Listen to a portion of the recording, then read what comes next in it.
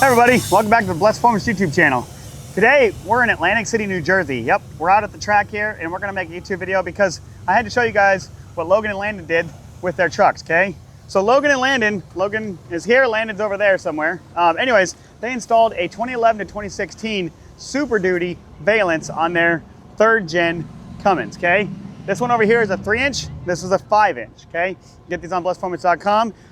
We haven't 100% designed this for these, but these guys, with Dylan's help, learned that they will fit, and they will fit great, and they look amazing. I'm gonna be honest, that looks absolutely killer, okay? Logan, tell the people how you did this. All right, guys, so install these balances onto this 3rd gen. You gotta use a drywall dremeling tool, like a DeWalt and stuff. And if you come down here, towards the valance more, you trim out the chrome pieces on the bottom of your chrome here on the Laramie bumpers, where the factory valance would normally go. And then you got to go in the grooves for the valance itself, and you got to open them up. And then if you want to come around the corner, you got to cut out this right around here. There's going to be a groove here. You trim this out, and then all the way in the corner, you trim out the entire corner. And then you hold this in on the edges. What I used was a little C-clamp to hold them there while I started drilling. And then the bumper will hold this up once you slide the brackets in that we have on these balances. You slide them right in and it'll fit flush right up against this bump on the Laramie bumpers. And then from the back side on the edges, what you have to do is just hold this on the clamp here, and then you have a plastic piece that where you trimmed from. And right on in there, we have the end tabs on the valance itself.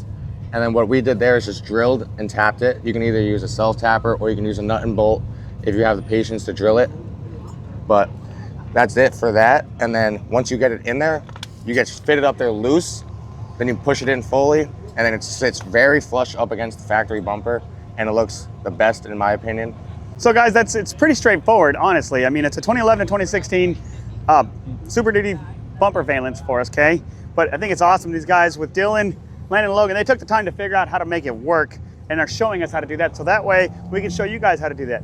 In the long run, they gave me some tips on what we got to adjust to make this 100% fit right in, okay? But I think from what I've looked at when it comes to a 3rd gen bumper, I'm never going to be able to do it as good as Ford. For some reason, they mount the valance is different than the Dodge. I mean, our 4th gen one is pretty, it took a little bit to get that one dialed in as well, okay?